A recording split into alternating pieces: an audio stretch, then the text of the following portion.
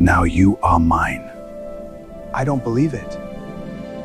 My sister hooked up with my ex, in my apartment, in my bed while I was at work. I found out the worst way possible. I cried, I screamed, I planned revenge, and then I met his dad, Nico Rossi, 48 years old, Mafia boss, killer eyes, smile that, well, my plan was simple. Make Liam jealous, use the father, perfect revenge. The problem? I actually fell in love, and when his ex-wife found out, when Liam's mom, who's also the ex-wife who still loves Nico, found out, when everyone found out, everything fell apart. But before it fell apart, it was epic. Welcome to my library. I'm Lena, and our story is just beginning. Chapter 1. The Betrayal and the Plan. They betrayed me. There are moments in life when you know, with absolute certainty, that nothing will ever be the same again, and I wish that moment had never come for me, but it did. Mine started at 11:23 on a random Tuesday night, when I opened the door to my own apartment and heard laughter coming from my bedroom, not innocent laughter. On the contrary, it was that broken, intimate kind of laughter, accompanied by sounds that make your stomach turn and your heart freeze inside your chest. My fingers trembled, holding my purse, my whole body frozen in the hallway, as if I'd forgotten how to walk, how to breathe, how to exist. The bedroom door was ajar, a sliver of light escaping like a cruel invitation to hell. I should have left, turned around and walked away. But something in me, maybe the masochistic part that still believed I could be wrong, pushed me forward. I approached slowly, each step an eternity, until my eyes confirmed what my heart already knew. Liam, my boyfriend of 3 years, the man I thought I knew, was in my bed, and he wasn't alone. The woman next to him had blonde hair I would recognize anywhere, because it was just like mine. It was terribly just like mine, because she was my sister, Amber. For one surreal second, my brain refused to process. I grabbed my phone with trembling hands, opened the camera, took a photo. The click was loud in the silence, loud enough for them to notice. That's when I screamed. "What the fuck is this?" Liam jumped out of bed so fast he almost fell, eyes wide with pure panic as he desperately searched for something to cover himself. "Luna, I can explain," but Amber wasn't in any hurry. She sat up slowly, pulling the sheet, my sheet, to cover herself with a calm that bordered on obscene. And then she smiled at me like we were having breakfast, and she'd just told a particularly funny joke. "Hey sis," she said, her voice sweet as poison. "You're home early." Something inside me broke. It wasn't my heart. That was already shattered. It was something deeper, more visceral, the thin line that separates civilization from savagery. "You," I managed to say, my voice coming out hoarse, suffocated by the rage rising up my throat. "You, relax." Amber stood up, putting on my robe like it was hers, every movement calculated to hurt me. "He came to me. I didn't steal him. He just got tired of you." She approached, and I saw in her eyes something that had always been there but I'd refused to see. Pure envy, distilled hatred. "You're bureaucratic, Luna, boring and predictable, while I'm fun." Tears burned in my eyes, but they weren't from sadness. They were from absolute rage, the kind that makes you want to break things. Scream until your voice gives out, set the entire world on fire. "Get out," I said, my voice low but loaded with a violence I didn't know existed in me. "Both of you get out. Now!" "Luna, we can talk," Liam started, looking for his clothes scattered across the floor. I grabbed the first thing I found, a pillow, and threw it at him, then another, then the lamp. Get out of my house." They left in a rush. Liam stumbling over his own pants, Amber casting one last triumphant look over her shoulder. When the door slammed, I collapsed. I fell to the hallway floor, hugging my knees, and cried. I cried until I had no more tears, until my throat hurt, until the sun began to rise through the curtains I'd forgotten to close. "I'm going to kill her." Maya was sitting across from me, a steaming cup of coffee between her hands, eyes fixed on me with murderous intensity. My best friend since college, the only person in the world I still trusted completely. "Get in line," I replied, taking a sip of my own coffee. I hadn't slept. My eyes burned, swollen from crying so much. But something strange had happened during the night. The sadness had transformed. It had solidified into something hard, sharp, dangerous. Me first. Maya watched me carefully, her head tilted to the side. "How are you so calm?" "Because I cried all night," I said. And for the first time since everything happened, I smiled. It wasn't a happy smile. It was the kind of smile that precedes terrible and wonderful decisions. Now I want revenge." Like, she leaned forward, interested. "I'm going to make him regret it, make him see what he lost. I'm going to show up with someone better, Older, richer, more, everything. The words came too easily, as if I'd spent the entire night planning. And maybe I had. Maya blinked. You're going to make up a boyfriend? No, I replied, feeling the plan take shape in my head with crystal clarity. I'm going to borrow one. From Liam. I paused, savoring the next words. His father. The coffee Maya was drinking came out of her mouth in an impressive spray. What? Nico Rossi, I continued, ignoring her reaction. I met him once. Family dinner about 6 months ago. Handsome, rich, and better yet available. Divorced for 5 years. Luna. Maya wiped up the coffee she'd spilled, looking at me like I'd lost my mind. And maybe I had. He's the father. Exactly. I cut her off, feeling a strange emotion growing in my chest. It wasn't just anger. It was excitement. Imagine Liam's face when he sees his father with me. This is insane. Or genius. I paused, thinking. There's an event tonight. Charity thing. One of those boring events the Rossi family always goes to. I show up, accidentally bump into him, and plant the seed. Maya studied me for a long moment, and then sighed, shaking her head with a reluctant smile. And if it doesn't work, then I go back to plan B. I shrugged. Trash Amber's car. She laughed finally, and that sound was like a bomb. I love you. You know that? I know, I replied, raising my cup in an imaginary toast. And that's why you're going to help me pick out a dress that makes him forget his own name. The Grand Maison Hotel was exactly the kind of place I hated. Pretentious, full of rich people pretending to care about noble causes while drinking $1,000 bottles of champagne. But tonight, I was grateful for the ostentation, because it meant I had an excuse to wear the red dress Maya had practically forced me to buy 6 months ago, and that I'd never had the courage to wear. Too flashy, I'd said at the time. Exactly the point, she'd replied. Now, standing at the entrance to the ballroom, I understood. The dress was perfect, red as blood, fitted in all the right places, elegant without being vulgar. It made my eyes look greener, my skin paler. It made me feel powerful. I took a deep breath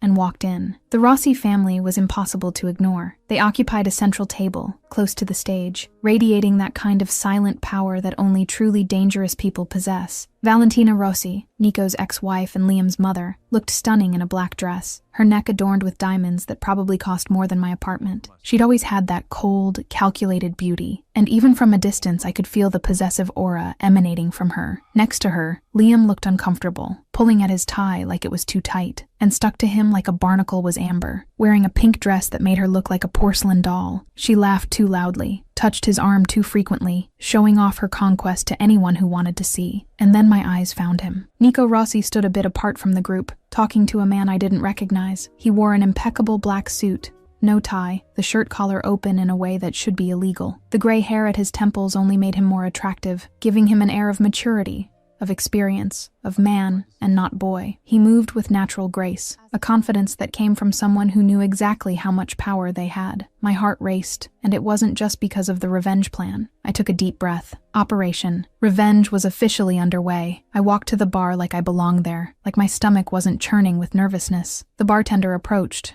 professional and efficient. Martini, I ordered, my voice coming out firmer than I expected. Dry. Good choice. The voice came from beside me, deep, with a slight Italian accent I hadn't noticed last time. I turned my head slowly and found myself face to face with Nico Rossi. Up close, he was even more impressive. His eyes were dark, almost black, the kind that seemed to see through you, read every secret, every lie. There was a small scar on his right eyebrow, almost imperceptible, and I found myself wanting to know the story behind it. Nico, I managed to say, feigning surprise. Hi. Didn't expect to see you here. He studied me for a moment, and then something seemed to click in his mind. Luna, he said my name slowly, savoring each syllable in a way that made my skin tingle. Liam's ex, or are you still definitely ex? I replied, taking the martini the bartender placed in front of me. I took a generous sip, needing the alcohol for courage, since he chose his upgrade. Nico raised an eyebrow, genuinely interested. Upgrade? My sister? I let the words fall between us like bombs. I drank the rest of the martini in one gulp, feeling the liquid burn down my throat. So yes, ex, very ex. Something changed in his face. The casual expression gave way to something more intense, more focused. I'm sorry, he said, and he seemed sincere. Liam is... He paused, as if choosing his words carefully. An idiot. I laughed. I couldn't help it. There he was. Nico Rossi, Mafia boss, dangerous man, calling his own son an idiot. You just called your son an idiot? If the shoe fits, he shrugged, a small smile playing on his lips. Cheating on you with your sister? Idiot is being generous. The chemistry between us was palpable, electric, dangerous. I'd come here with a plan, calculated revenge, but the way he looked at me, like I was the only person in the room, made me forget about Liam, about Amber, about everything else. "You're different than I imagined," I said, turning completely toward him. "How did you imagine me?" he asked, eyes fixed on mine. Serious, scary, with that whole Mafia boss vibe. He laughed, a low, genuine sound that surprised me. "I am all of that," he admitted, taking a step closer. Just one, but enough for me to feel the heat emanating from his body, to catch the scent of expensive cologne mixed with something more masculine, more essential. "But I'm also human. And you? How are you? Really?" The question caught me off guard. It wasn't what I expected. It wasn't superficial or polite. It was real.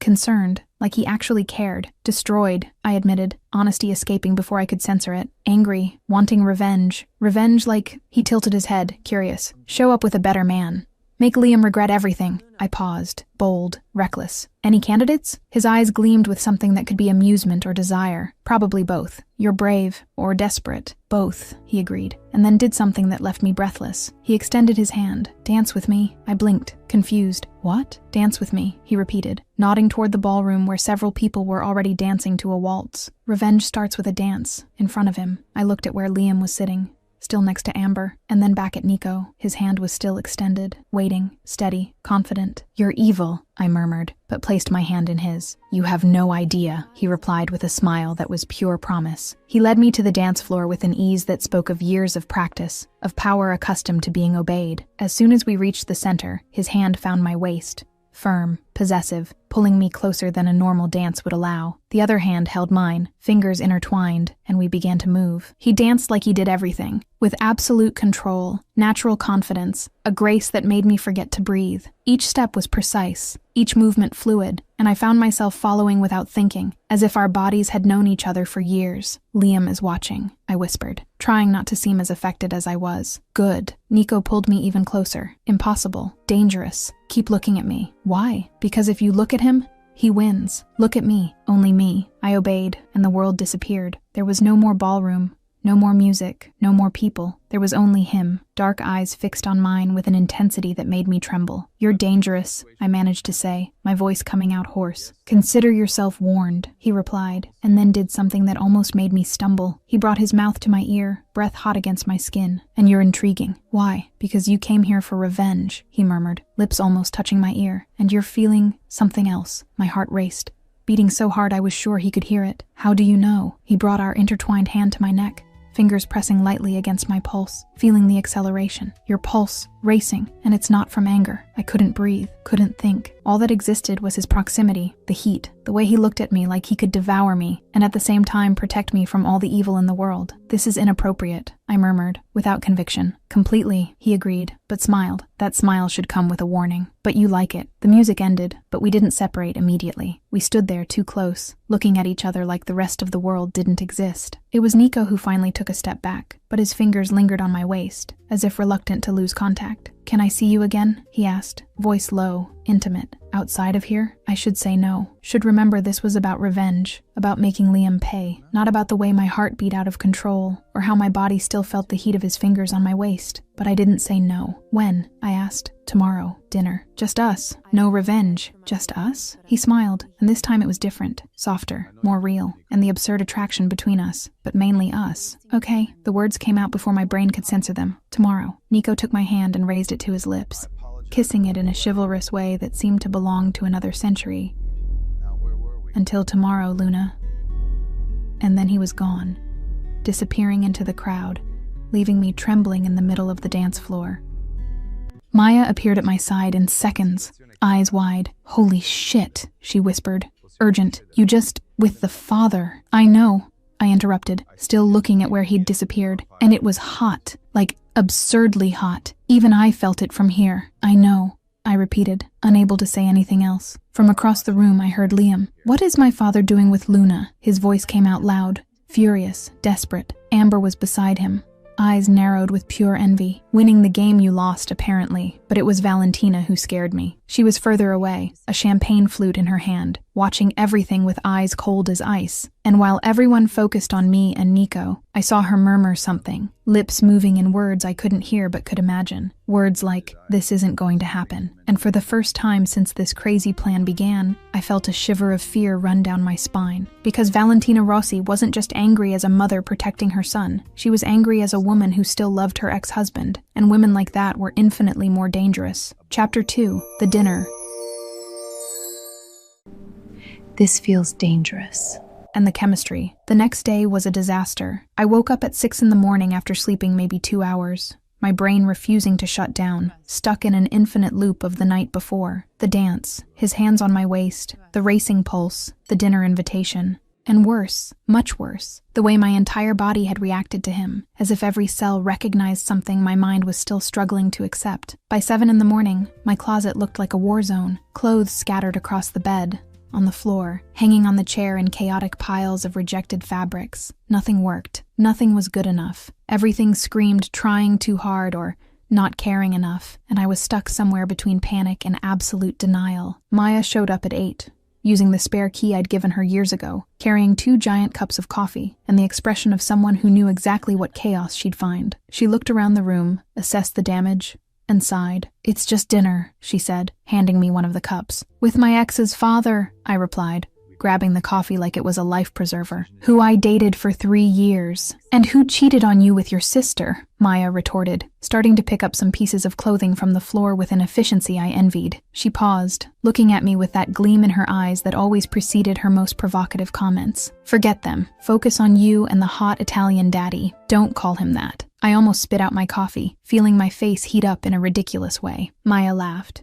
tossing a navy blue dress in my direction. "But he is." The restaurant was exactly the kind of place someone like Nico Rossi would choose. Italian, obviously, small and intimate, with low lighting that created soft shadows on the exposed brick walls. The kind of place where important conversations happened, where deals were made or romances began, away from curious eyes and indiscreet cameras. Nico was already there when I arrived, sitting at a table in the most private corner of the restaurant, and the sight of him made me stop for a second at the entrance. He was wearing a suit again, but this time without a tie, the first 2 buttons of his shirt unbuttoned in a way that should be a crime. His hair was slightly tousled, as if he'd recently run his fingers through it, and when he saw me, he stood up with a natural grace that made my stomach knot. "You came," he said, and there was a note of genuine relief in his voice. "I considered running away," I admitted, because if there was one thing I'd learned the night before, it was that lying to Nico Rossi was useless. He saw through everything. He smiled, that small, devastating smile that was quickly becoming my favorite and most dangerous thing at the same time. "And why didn't you run?" "Curiosity," I replied, letting him pull out the chair for me, a chivalrous gesture that seemed so natural to him. I sat down, adjusting the blue dress Maya had chosen, and looked at him across the table. "And you?" "Honest," he said, returning to his chair, eyes never leaving mine. "I like that." The waiter appeared, efficient and discreet, took our wine orders and disappeared like smoke. The silence that remained wasn't uncomfortable, but it was charged with something electric, expectant, like the pause before a storm. "So," Nico began, leaning back in his chair with that relaxed posture that hid muscles ready for action. "Revenge, still the plan?" I laughed, a low sound without humor. "Maybe. I don't know anymore." I paused, spinning the wine glass between my fingers. "Are you here for revenge on Liam? Because he's an idiot?" "No." The answer came quick, firm, without hesitation. "I'm here because you're interesting." "Interesting how?" "Brave, funny, beautiful." He paused, leaning slightly forward, and the movement brought that scent of expensive cologne mixed with something essentially masculine that had left me dizzy the night before. And completely out of my reach, I blinked, surprised. "Why?" "Because you're my son's ex. That's complicated. Very complicated," I agreed, feeling the weight of those words. "And yet," he continued, eyes fixed on mine with an intensity that stole my breath, "I can't stop thinking about you." My heart raced, beating so hard I was sure he could hear it across the table. "I think about you too," I admitted, my voice coming out lower, more vulnerable than I intended. "And I feel guilty." "Wrong. It is wrong," Nico agreed, but didn't look away. "Totally." But he leaned in a little more, eliminating the space between us in a way that made the entire restaurant disappear. "It doesn't feel wrong. It doesn't feel wrong," I whispered. The silence that fell between us was dense, loaded with everything we weren't saying, with everything we were feeling and couldn't admit yet. It was Nico who broke it, his voice coming out hoarse, determined. "Can we try? See where this goes?" The question was simple, but carried the weight of 1,000 complications. "And Liam? Your ex-wife? My sister? Fuck them." He paused, an almost guilty expression passing quickly across his face. "Sorry, but you deserve happiness, Luna, not guilt." "And you?" I asked, turning the question back on him. "Do you deserve it?" I saw something change in his face, a rare vulnerability appearing in the lines around his eyes, in the way his shoulders dropped slightly. "I don't know," he admitted, voice low, honest in a way that broke me a little. "But with you, I want to find out." Dessert arrived, tiramisu that I could barely taste, because Nico had started talking, really talking, and I was mesmerized. "Tell me something about you," I asked, resting my chin on my hand. "Real, not Mafia, boss. Just you," he sighed, looking at the wine in his glass, as if searching for courage in the dark liquid. "I got divorced 5 years ago. Valentina, Liam's mother, cheated, lied, made me an idiot for months before I found out. But even so, she never got over me. Since then," he paused, jaw tightening slightly, "just work, power, business, nothing else. Until," I encouraged, my hand moving across the table to touch his. "Until yesterday." He turned his hand, intertwining our fingers in a way that felt frighteningly right. "Seeing you in that red dress, dancing with me." His eyes met mine. "First time in 5 years I've felt anything." The confession completely disarmed me. "I'm sorry. About the divorce, the betrayal. Thank you." He squeezed my hand gently. "And you? Family? Besides Amber?" I sighed, feeling the familiar weight of the story I rarely told. "My parents divorced when I was 10. Amber was always the spoiled one, the favorite. I was the responsible one, the good girl, the one who had to keep everything together." I laughed, but it was a bitter sound. "And look where it got me. To me," Nico said simply. "Is that bad?" "No," I replied, honest. "It's scary, but not bad." Outside the restaurant, the night was cold, the air carrying that characteristic New York smell that mixes asphalt, food, and infinite possibilities. Nico had stayed behind, paying the bill while I waited on the sidewalk, hugging my own arms against the wind. "Can I take you home?" He appeared at my side, placing his jacket over my shoulders before I could protest. The gesture warmed me more than the fabric. "Do you drive or have a driver?" "Tonight?" He smiled. "I drive. I want time alone with you." The car was exactly what I expected. Black, luxurious,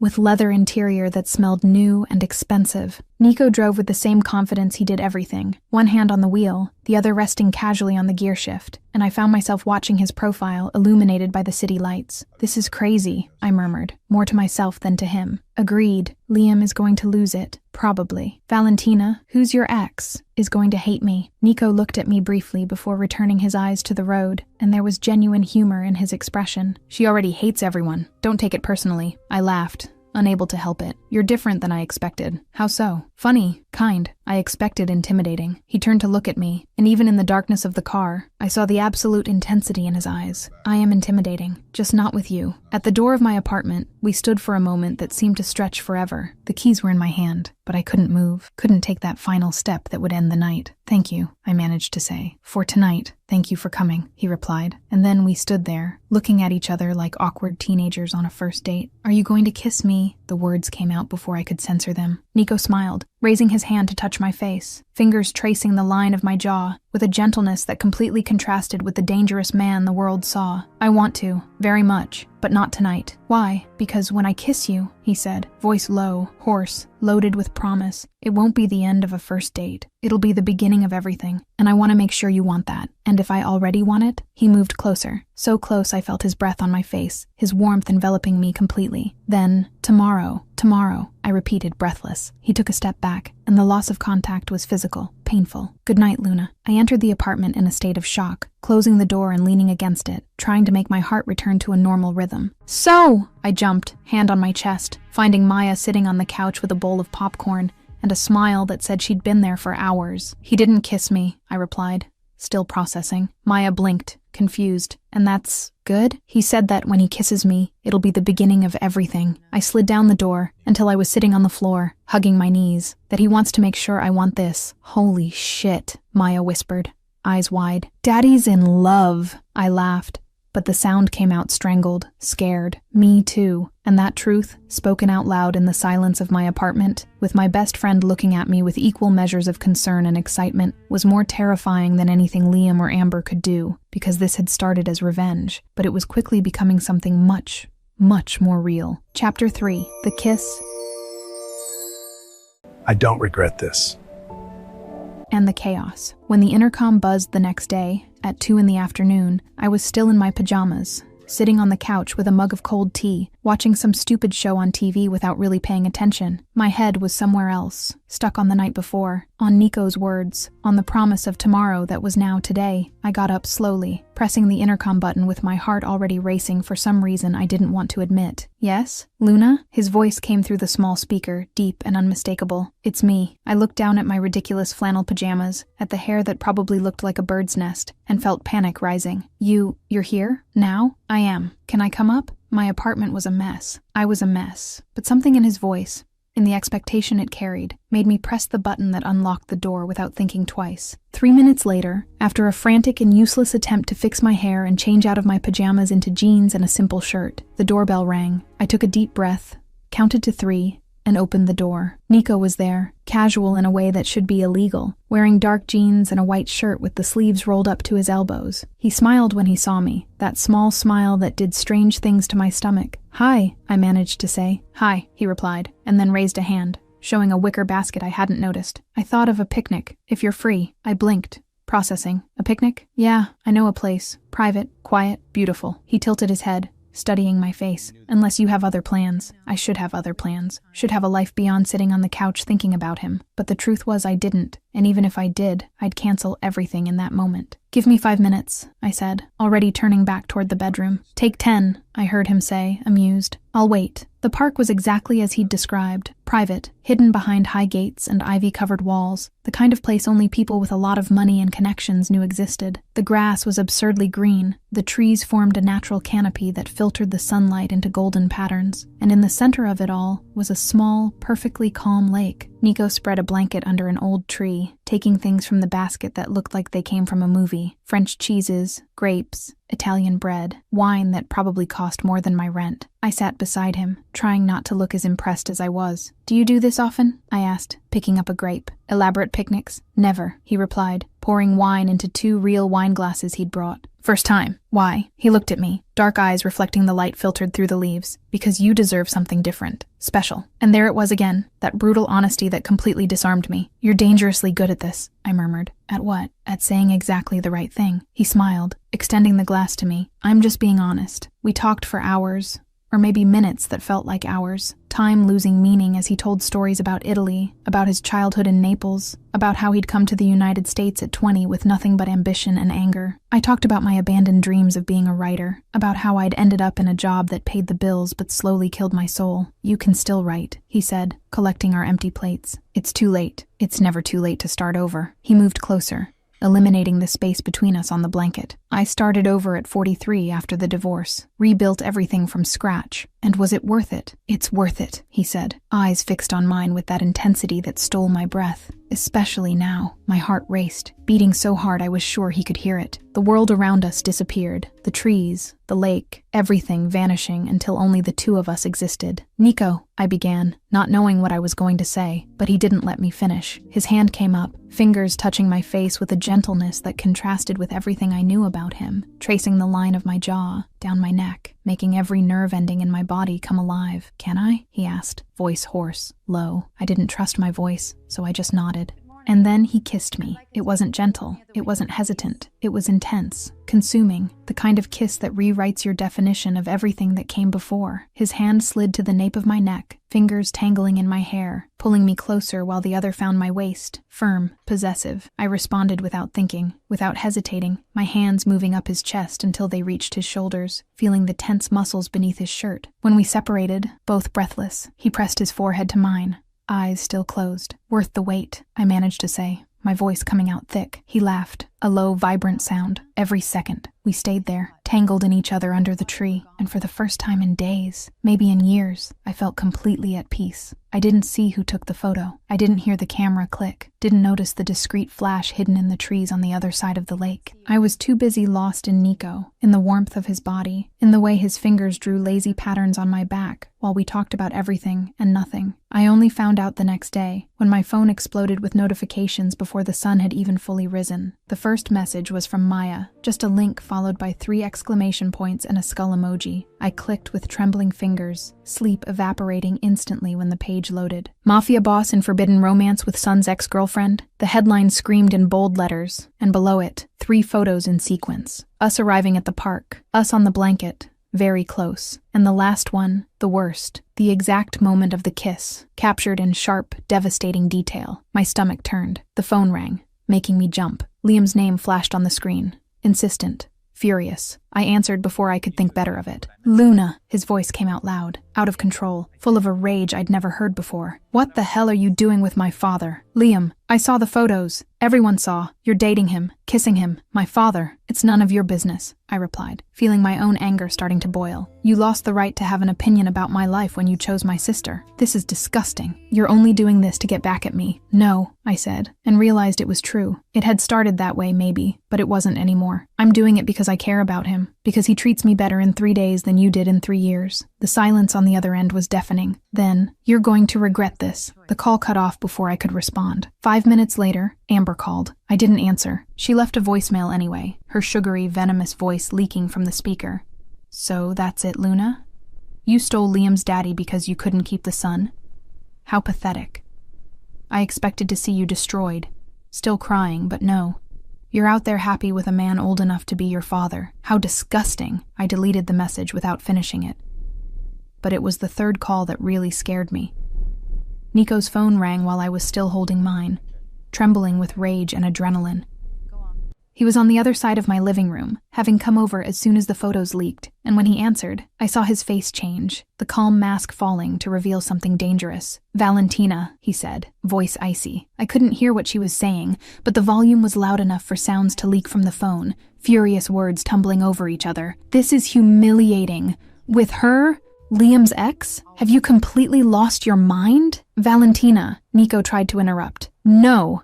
You're going to listen to me. That girl is using you. She's destroying our family. And on top of that, her voice broke, turning into something more desperate. You replaced me with her? With this woman who isn't even half of what I am? Enough, Nico cut in, voice hard as steel. Don't talk about her like that. You still love me. I know you do. It was 15 years, Nico. A son, a whole life, and you're going to throw it all away? You threw it away when you cheated on me. This ended 5 years ago. Liar, you never got over me, just like I never got over you. Come back to me. Forget this child. Rebuild our family. No, the word came out final, definitive. I love her, Valentina, and you need to accept that. The silence that followed was absolute. Then Valentina's voice came back. Lower, more dangerous. You're going to regret this. Both of you will. The call ended. Nico stood still for a long moment, still holding the phone, breathing heavy. When he turned to me, I saw worry in his eyes for the first time. This is turning into a mess, I murmured, hugging my own arms. He crossed the room in 3 long strides, pulling me into his arms with a firmness that was simultaneously gentle and possessive. Let it, he said against my hair. I'll protect you. From everything. From everyone. I believed him. But as I stood there, safe in his arms, I couldn't help the shiver that ran down my spine. Because Valentina hadn't spoken like a mother protecting her son. She'd spoken like a woman fighting for the man she loved. And women like that were infinitely more dangerous. The storm was just beginning. Chapter 4. The Viper strikes the cafe where I worked. He is still mine. Was one of those cozy places that served expensive lattes and croissants that cost triple what they should, frequented by college students and professionals pretending to work while endlessly scrolling through social media. Normally, I liked the atmosphere, the smell of roasted coffee mixed with sweet pastries, the constant hum of conversations I never really had to listen to. But today, 3 days after the photos leaked, every glance seemed loaded with judgment, every whisper directed at me. I'd become news, gossip, the kind of scandal people love to consume with their morning coffee. I was cleaning a table near the window when the door opened, bringing a gust of cold air and the last person I wanted to see. Valentina Rossi walked in like she owned the place, wearing a camel wool coat that probably cost more than my annual salary, her high heels clicking on the wooden floor with a precision that seemed calculated to draw attention. Her dark hair was pulled into an impeccable bun, her face made up with the perfection of someone who had the time and money to care about these things. Her eyes found mine across the crowded cafe, and I saw something in them that made me freeze in place. It wasn't just anger. It was contained fury, distilled, the kind of emotion that had been stored for days, and was now looking for an outlet. She crossed the cafe directly to me, completely ignoring the other customers, the curious looks, everything except her target. "You!" The word came out like poison, low enough not to cause a scene, but loaded with such hatred that I instinctively took a step back. "How dare you, Mrs. Rossi," I began, holding the cleaning cloth like it was some kind of pathetic shield. "You dated my son." She cut me off, moving one step closer, completely invading my personal space. "And now you seduce my ex-husband? What kind of woman does that?" The anger that had been dormant inside me for the last few days suddenly woke up, hot and fierce. I dropped the cloth on the table and faced her, refusing to back up anymore. "Your son cheated on me with my sister in my bed, so don't talk to me about respect." Something flashed in her eyes, surprise maybe that I'd answered back, but it was quickly replaced by more anger. "Liam made a mistake, yes, but this is revenge." "It started that way," I admitted, because there was no point in lying, but it became real. "I care about Nico. Truly." "Real?" She almost laughed, a bitter sound without humor. "You're a child compared to him. 20 years younger, no experience, no understanding of his world. No, he doesn't treat me like a child," I interrupted, keeping my voice steady despite my racing heart. Valentina stopped, studying me with narrowed eyes, and then something changed in her expression. What had been pure anger transformed into something more calculated, more dangerous. She moved closer, so close I could smell the expensive perfume she wore, and when she spoke again, her voice was lower, more intimate, more venomous. "You know what's funny?" she asked, tilting her head slightly. "You think this is about protecting my son, and partly it is, of course. Liam is weak, always has been, needs his mother for everything, but that's not the only reason I'm here." My stomach tightened, intuiting what was coming before she even continued. "Nico still loves me," she said, and there was so much certainty in her voice it almost made me waver. "He's always loved me. I may have made mistakes, cheated, lied, but 15 years of marriage don't just disappear like that. He's mine, always was. Always will be." "You're wrong," I managed to say, but my voice came out less confident than I would have liked. Valentina smiled, and it was the cruelest smile I'd ever seen. "Am I? Then why hasn't he gotten seriously involved with anyone in those 5 years? Why did he come running whenever I called needing something? Why could he never completely cut me out of his life?" Each question was a stab, because I didn't have answers to them. "You're just a temporary distraction, dear," she continued, savoring each word. "Something new, exciting, forbidden, but when the novelty wears off, when he gets tired of playing with his son's ex, you know what's going to happen?" She paused dramatically, eyes fixed on mine. "He comes back to me, like he always should have stayed. Luna realizes," she murmured, so low I almost didn't hear. "It's not just about Liam, it's about you." I swallowed hard, feeling my legs tremble. "You still want him." Smart, finally. Valentina took a step back, adjusting her coat with deliberately calm gestures. "I was married to that man for 15 years. I know every part of him, every scar, every nightmare, every weakness. You think a few months with a girl 20 years younger are going to change that? Erase our history?" She laughed again. "You're naive. Nico chose me," I said, trying to sound more confident than I felt. "For now," she replied with a shrug, "but I'm patient. I've already waited 5 years. I can wait a little longer. And when you break, when the weight of his world is too much for your young little shoulders to handle, when you realize you can't compete with 15 years of history," she leaned in, whispering near my ear, "I'll be there, waiting, like I always have been." And then she turned and left, heels clicking on the floor with the same precision as when she entered, leaving me standing there trembling with equal measures of rage and fear. Nico's office was on the top floor of a glass building in the financial district, the kind of place where serious business happened and questions weren't asked.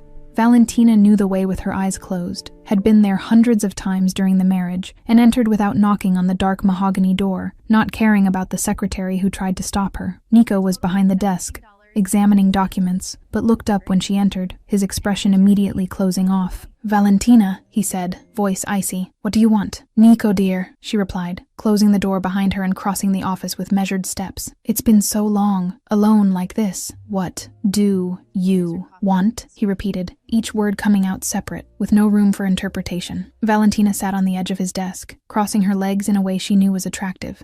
leaning slightly forward. I heard rumors. You with a little girl, our son's ex. She laughed, a sound intended to be light, but came out sharp, pathetic. Something changed in Nico's face, his eyes darkening in a way that would have scared anyone with good sense. Careful, or what? Valentina moved closer, raising her hand to touch his chest through the shirt, feeling the tense muscles beneath her fingers. We had something, Nico. 15 years of marriage, a son, passion, history. Are you really going to throw it all away for her? Nico grabbed her wrist, removing her hand with controlled firmness. You threw it away when you cheated on me, lied, made me look like an idiot for months. A mistake, Valentina said quickly, her voice softening, her eyes filling with tears she had years of practice producing. A mistake I regret every day. Come back to me, Nico. Rebuild our family. Liam needs it. He's lost, confused. Liam is an adult. I need it, she continued, ignoring the interruption. Placing both hands on his chest now, looking up through her lashes. Leave that child. Come home, where you belong.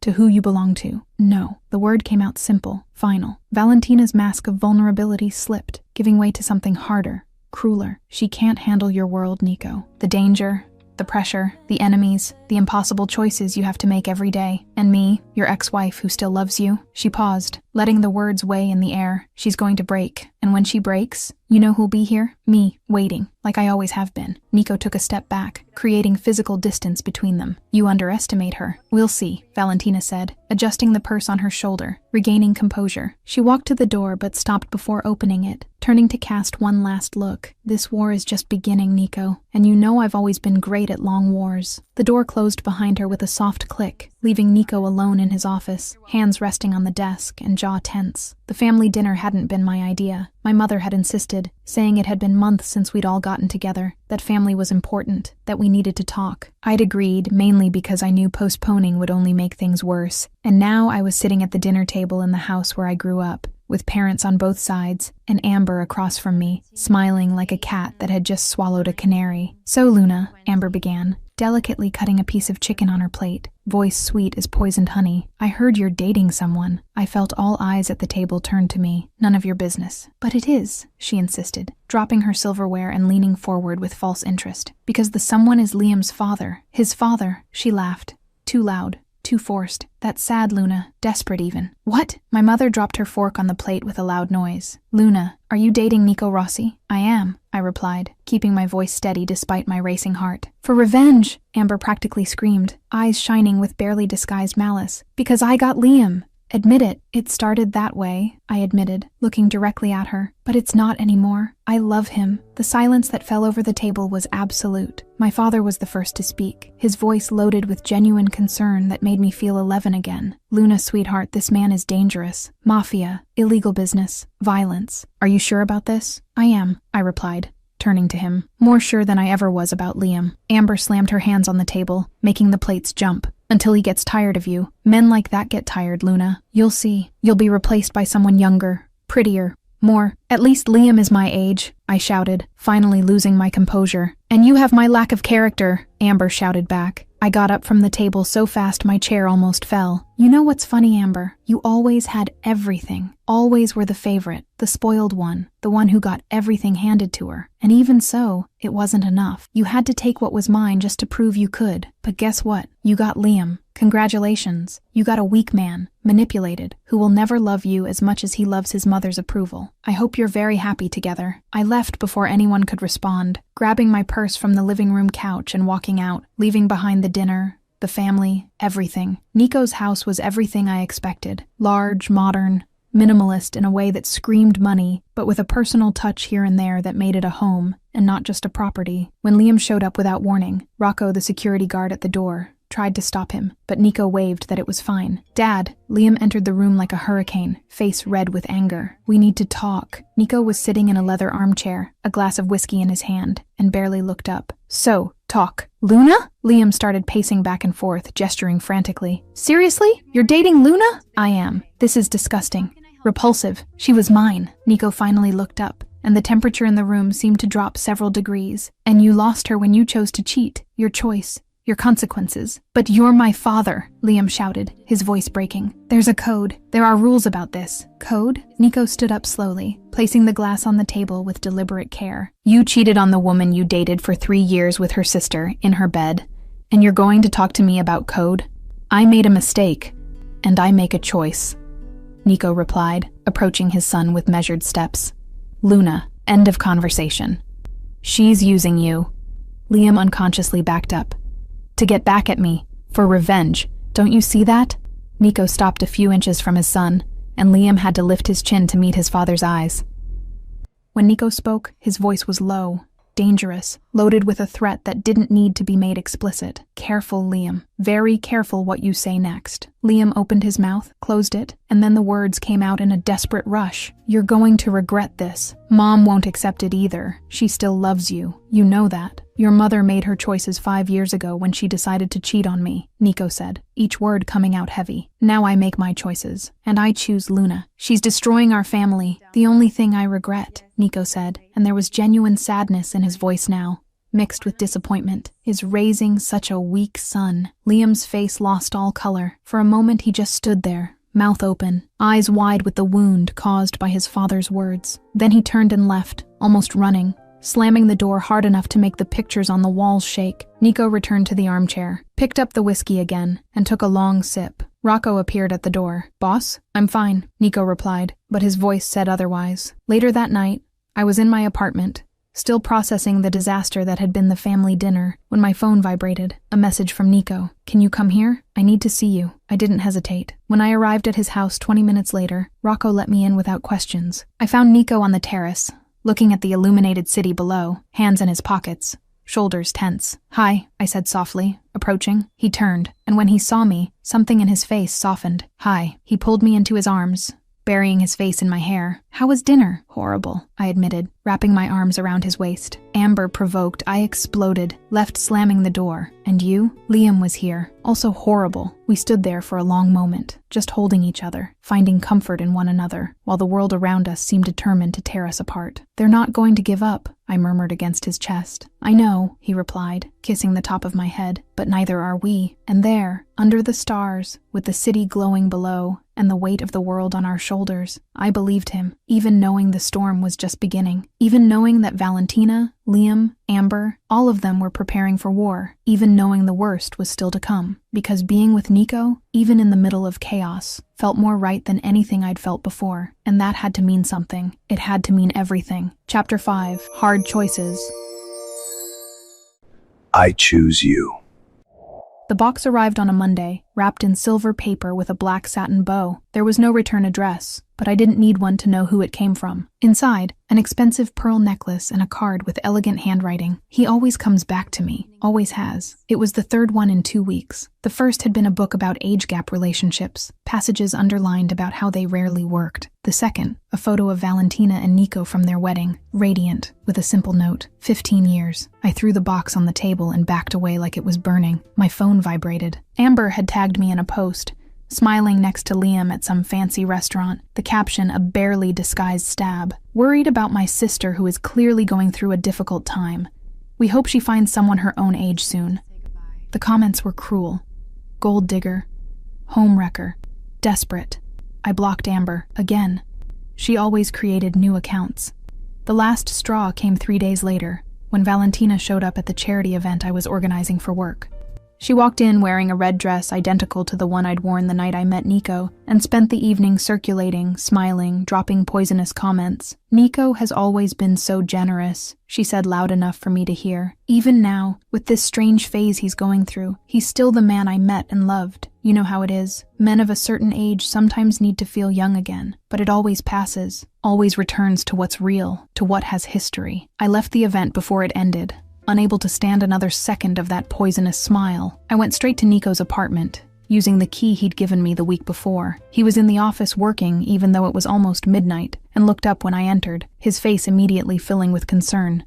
Luna, what happened? I let my purse fall to the floor and let it all out. The boxes, the notes, Amber's posts, the rumors, Valentina at the event, every poisonous comment, every judgmental look. Maybe it's better to stop. The words came out before I could censor them, before it gets worse, before someone really gets hurt. Nico stood up slowly, rounding the desk until he was standing in front of me. Do you want to stop? I wanted to say yes, that it was easier, safer, but it wasn't true. No, I admitted, feeling hot tears slide down my face. But your ex-wife? Your son? My sister? The The whole world seems to be against us. They're not more important than you, he said, raising his hands to dry my tears with his thumbs. Not Valentina, not Liam, not the opinion of strangers. Nothing is more important than you. How can you be so sure? He pulled me to the couch, sitting beside me but keeping my hands in his. I spent 5 years alone, Luna. 5 empty years. Just work, power, endless business. Valentina destroyed our marriage but never left me alone. Always calling, always creating excuses to show up, always using Liam to manipulate me into coming back. And I never went back, never wanted to, but I also never managed to really move forward. He squeezed my hands. Until you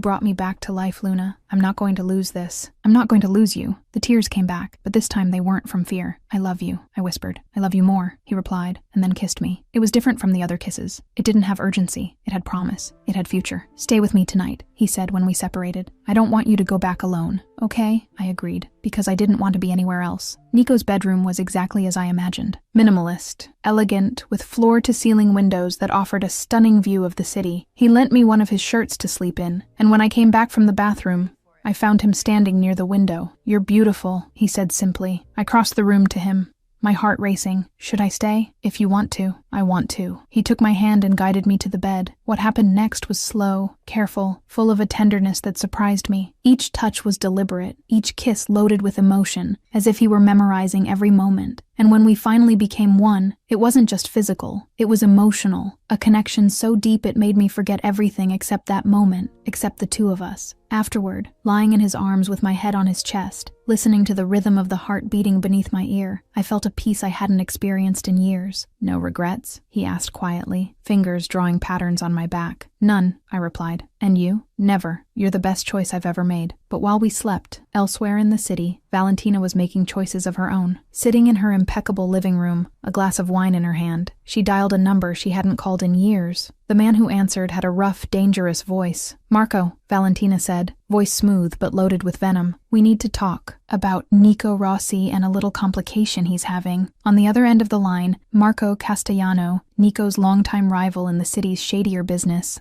smiled. I'm listening. His little girlfriend, Luna Brennan, leaves work every day at 6 in the evening. Cafe on Sullivan Street. Always alone. Always unprotected. Nico still hasn't put security on her. The fool is too confident. Valentina took a sip of wine. I imagine it would be very convenient if something happened to her. Nothing permanent, of course. Just enough for him to realize this ridiculous relationship only brings problems. And what do I get out of this? Information about his next moves, transport routes, contact names, everything you need to finally overcome the Rossi empire. Marco was silent for a moment, considering. Tomorrow at 6, you said? Tomorrow at 6. Liam was also making moves of his own, sitting in the apartment he now shared with Amber. You should call, Amber said from the couch, painting her nails. Try again. Say you miss her, that you still love her. But I don't. Doesn't matter. Amber cut him off. What matters is making her doubt him. Your mother is right. We need to destroy this before it gets too serious. Liam looked at his phone for a long moment and then typed, checking in on you. Hope you're well and safe. I know my dad can be complicated. If you need me, I'm here. The message was delivered. Read. No response came. The next day, I left work at exactly 6 in the evening, like always. The sun was already setting, painting the sky orange and pink, and the street was busy with people heading home. I grabbed my phone to call Nico, smiling as I thought about the night before, when something made me stop. A black van had parked in front of the cafe, side door open, engine running. Before I could process what was happening, 2 men came from behind me. A cloth was pressed against my face, chemical smell invading my nostrils. I tried to scream, fight, but my limbs were already heavy, the world starting to spin. I felt my body being dragged, heard distant voices. Quick, before someone sees. Valentina said no marks. The boss wants her intact. Nico Rossi is going to pay dearly for this. I tried to reach for my phone, but it fell to the sidewalk with a dull thud. The last thing I saw before everything went dark was the pink sky above, beautiful and indifferent to my terror. And then, nothing. Half an hour later, Nico called my phone. Once, twice, 3 times. Straight to voicemail. He frowned, something tightening in his chest. Luna always answered. Always. He called Rocco. Go pick up Luna from work. Now. Boss, I thought she was going straight home today. Now, Rocco. 20 minutes later, Rocco called back, voice tense. Boss, her phone is on the sidewalk. Screen broken. Purse is gone. And there are witnesses saying they saw a black van. 2 men. Her being dragged. The silence on the other end was absolute. Then Nico spoke, and his voice was so cold that Rocco shivered. Find her. Mobilize everyone. Burn the city if you have to. I want every informant, every contact, Every damn security camera in the area searched. And Rocco, yes boss, find out who did this, because when I find them, he didn't finish the sentence. He didn't need to. The meaning was clear. There would be blood. Chapter 6. When everything falls apart. He will come.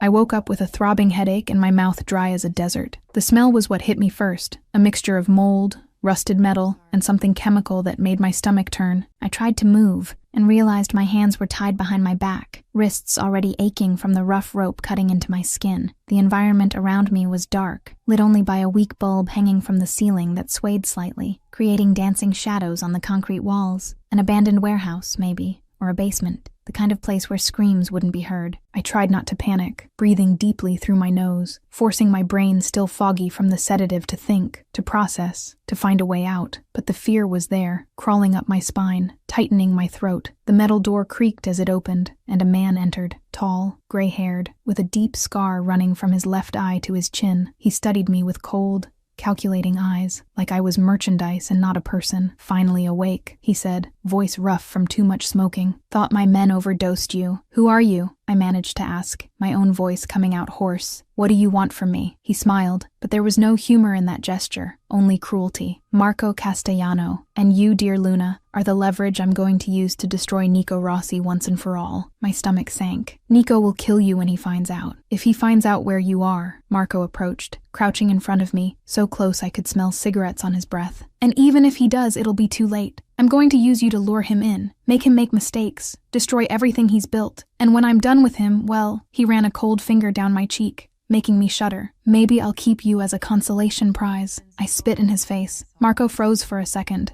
surprised by the boldness, and then his hand flew, connecting with my cheek in a slap that made my head spin to the side, the taste of blood filling my mouth. Brave, he said, wiping the spit from his face with a handkerchief. I see why Nico was interested, but that courage will end. It always does. He stood up and left, leaving me alone again in the darkness, with my cheek burning and my heart racing with pure terror. Across town, Nico's office had transformed into a war operations center. Maps were scattered across the desk, computers open showing security camera feeds, phones ringing incessantly as informants from across the city reported any information, however small.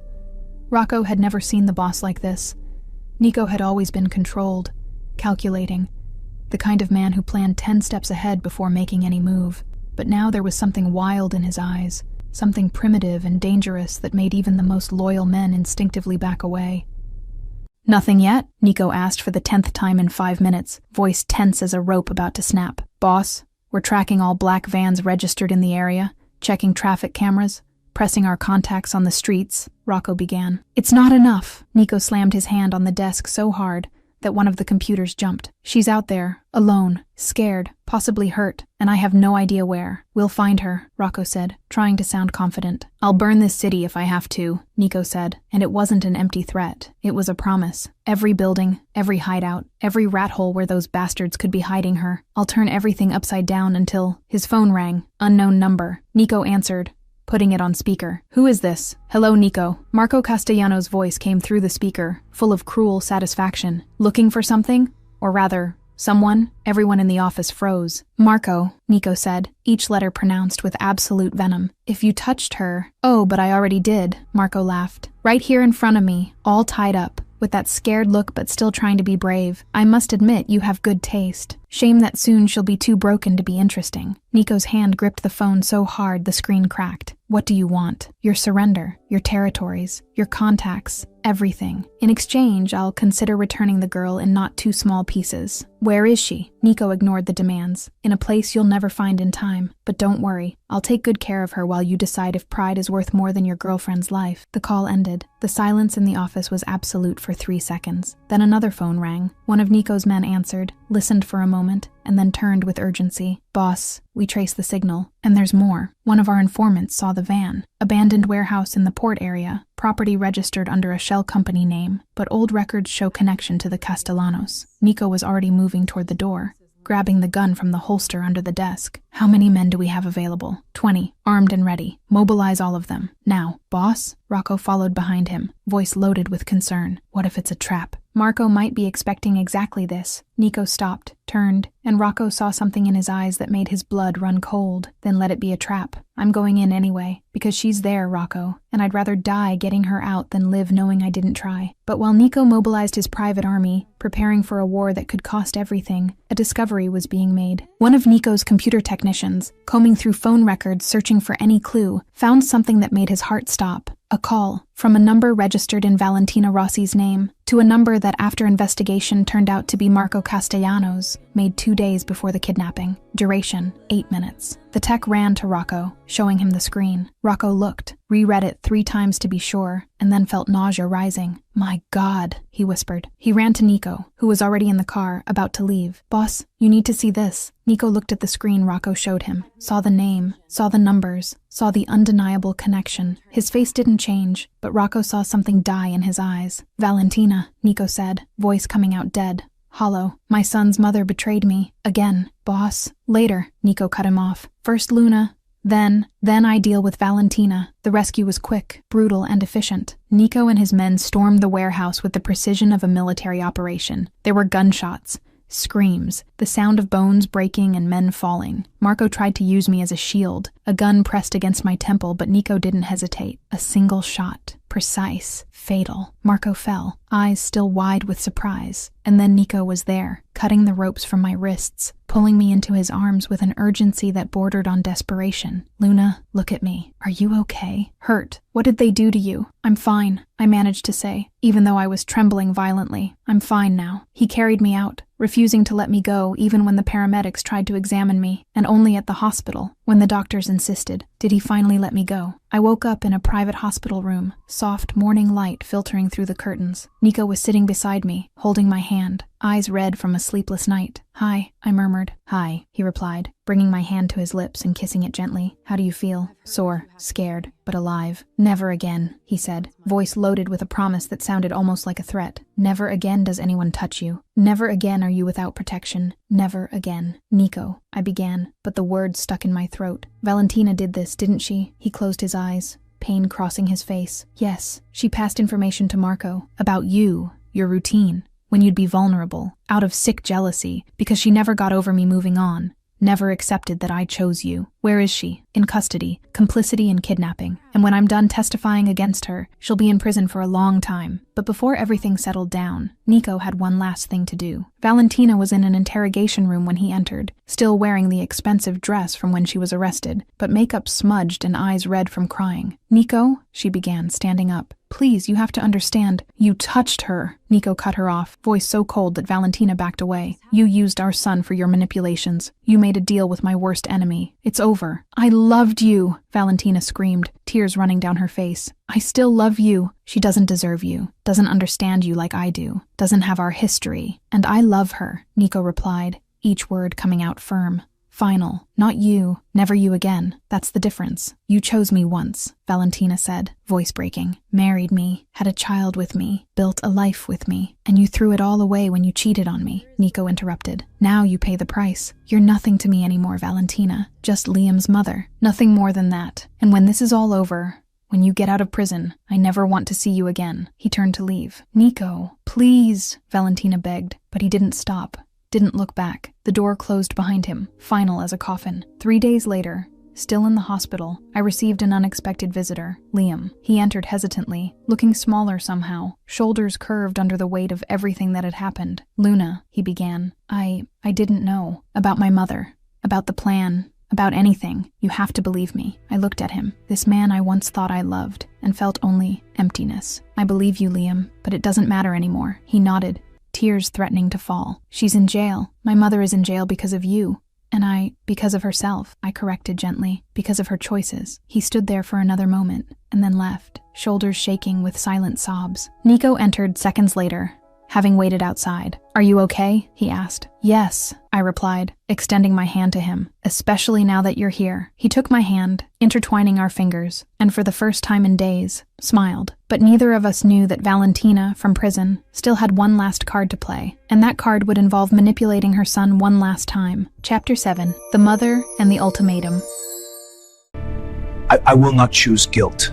The state women's prison wasn't the kind of place Valentina Rossi ever imagined knowing from the inside. The gray walls, the smell of cheap disinfectant mixed with despair, the orange uniforms that erased any trace of individuality, all of it was an affront to the woman who had once commanded elegant dining rooms and charity galas. But the worst part wasn't the environment. It was the silence of the phone that rarely rang, the absence of visits she desperately hoped for, the emptiness of knowing that the man she still loved had moved on so completely that not even her imprisonment had awakened anything in him beyond cold indifference. When Liam finally showed up, 2 weeks after her detention, Valentina almost collapsed with relief. They sat on opposite sides of the metal table in the visiting room, separated by a distance that seemed more emotional than physical. Liam had deep, dark circles, his face pale, shoulders curved under the weight of everything that had crumbled around him. "Mom," he began, voice thick. "How could you?" Valentina extended her hands across the table, trying to reach his, but he instinctively pulled back. The rejection hurt more than anything the lawyers or prosecutors had said. "Son, you need to understand," she began,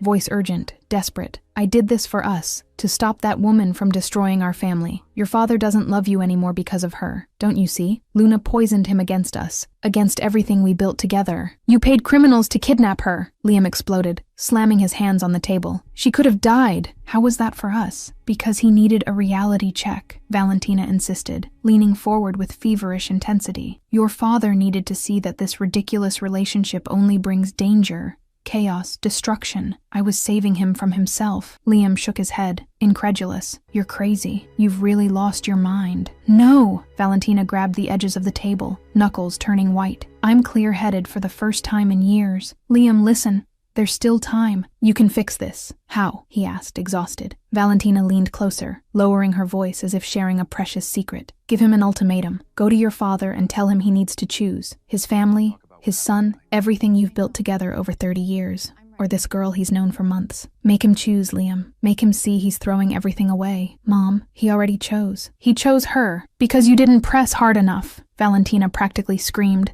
making the guards look in their direction. She forced herself to lower her voice again. "You're his son, Liam. His blood. That has to mean something. Make him choose officially, publicly, either us or her. And when he realizes what he's losing, what if he chooses her anyway?" Liam asked, voice small, vulnerable. Valentina was silent for a moment, and then her face hardened. "Then at least you know where you stand. At least the mask falls completely, and you can move on knowing you did everything you could." Liam looked at his mother for a long moment, seeing for the first time not the elegant, powerful woman who raised him, but someone broken, desperate, clinging to any hope, however toxic. But he was weak, always had been, and a lifetime of manipulation didn't undo itself in a few weeks. "Okay," he said finally, hating himself for agreeing. "I'll try." Nico's house was quiet when Liam arrived unannounced 2 days later. Rocco let him in reluctantly, having received orders from the boss that Liam was still his son, and therefore had access, even after everything that had happened. Nico was in the living room reading documents,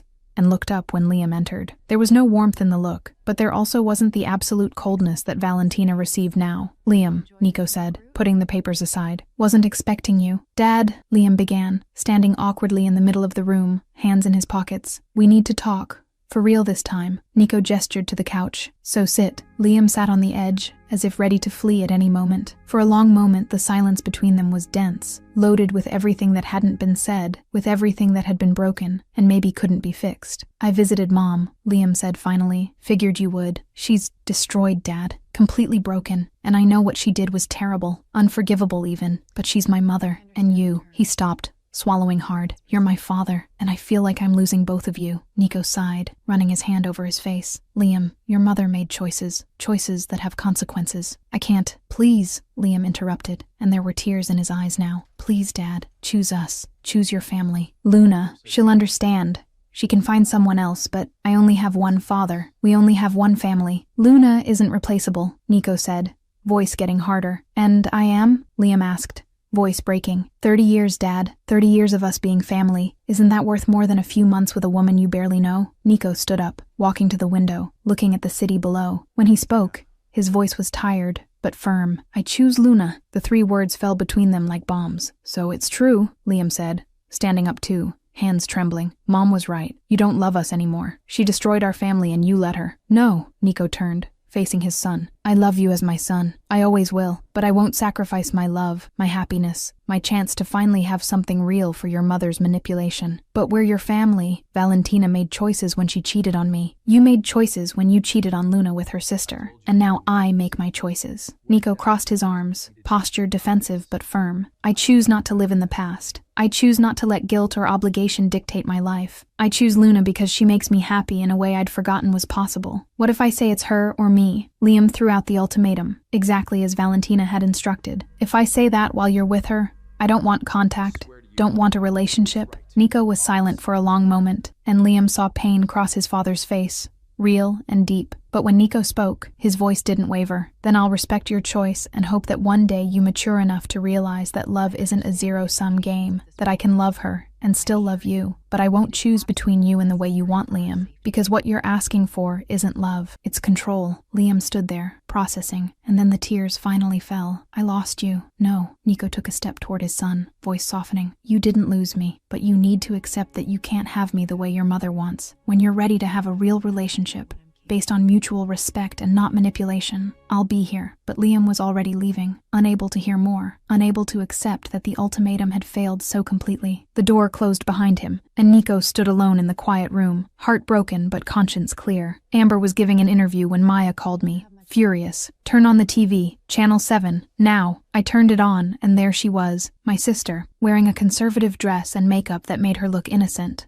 vulnerable, talking to a reporter with a perfectly rehearsed expression of sisterly concern. Look, I love my sister, Amber was saying, voice soft but loaded with disguised venom. But I'm genuinely worried about her. This relationship with Nico Rossi started as revenge against me and Liam, and now it's escalated into something dangerous. Kidnappings, arrests, violence. Luna set all this up as part of an elaborate revenge plan, and now she can't get out. That, Maya began on the phone, but I was already hanging up, already grabbing my purse, already heading out the door. I found Amber leaving the TV studio 20 minutes later, still being followed by cameras, still smiling that sweet fake smile. Amber, I shouted, crossing the parking lot in long strides. She turned, and for a second, I saw genuine fear in her eyes. But then the mask returned, along with the cameras that immediately focused on the two of us. Luna, she said, voice loud enough for the microphones to pick up. I'm glad you're okay. I was so worried. Say it to my face, I interrupted, stopping right in front of her,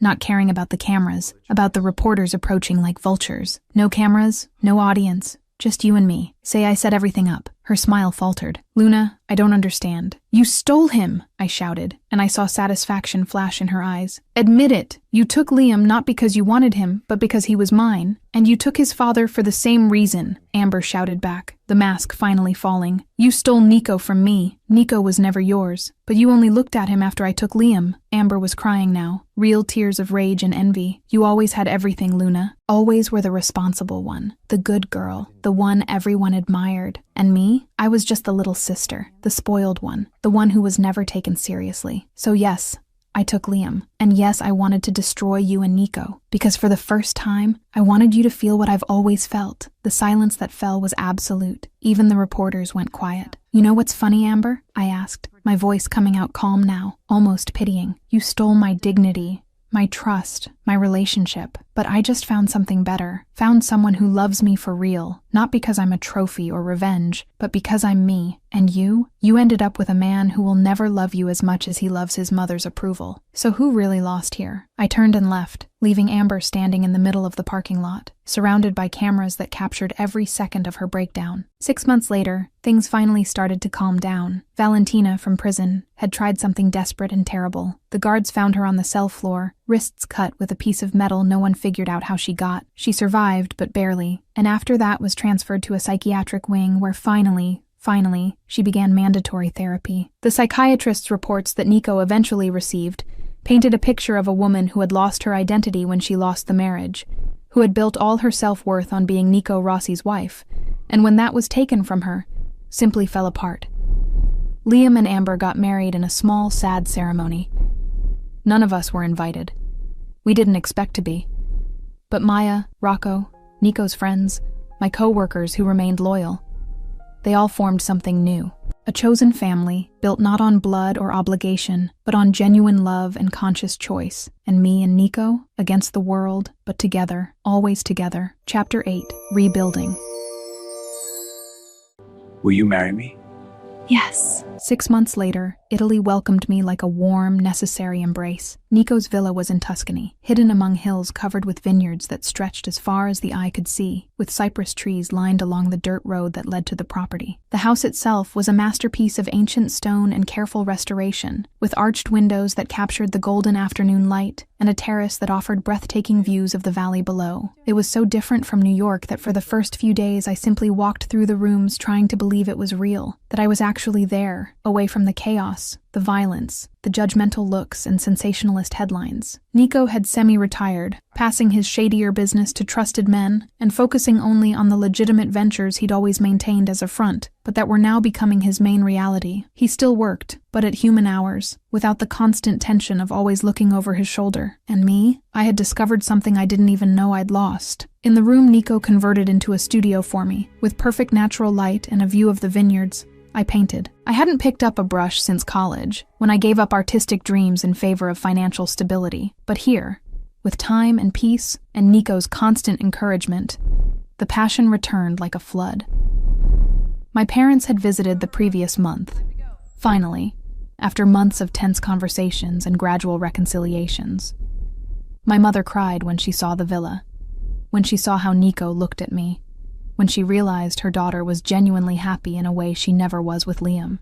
"I'm sorry," she'd said on the last night of the visit, holding my hands on the terrace while we watched the sunset, "for not supporting you before, for letting Amber do what she did, for judging without understanding." "It's okay, Mom," I'd replied, and it was true. Forgiveness had come easier than expected, maybe because current happiness made past grudges less important. As for Valentina, the reports that came through Nico's lawyers painted a picture of slow but real transformation. The mandatory therapy in the psychiatric wing had become voluntary, and she was, from what it seemed, finally confronting the demons that had consumed her for years. Her relationship with Liam was improving, mother and son rebuilding something healthier than the toxic codependency that existed before. But her and Nico? Just cordial when absolutely necessary, because of their son, nothing more. And both seemed finally at peace with that. Liam and Amber had gotten married, as Maya informed me through scandalized messages accompanied by photos someone had posted on social media. The ceremony looked as empty as the relationship, forced smiles and eyes that didn't meet with true joy. I didn't feel anger anymore, just a kind of distant pity. It was an October afternoon when it happened. The sun was setting over the vineyards, painting the sky in shades of orange, pink, and purple that looked like they came from a Renaissance painting. I was on the terrace,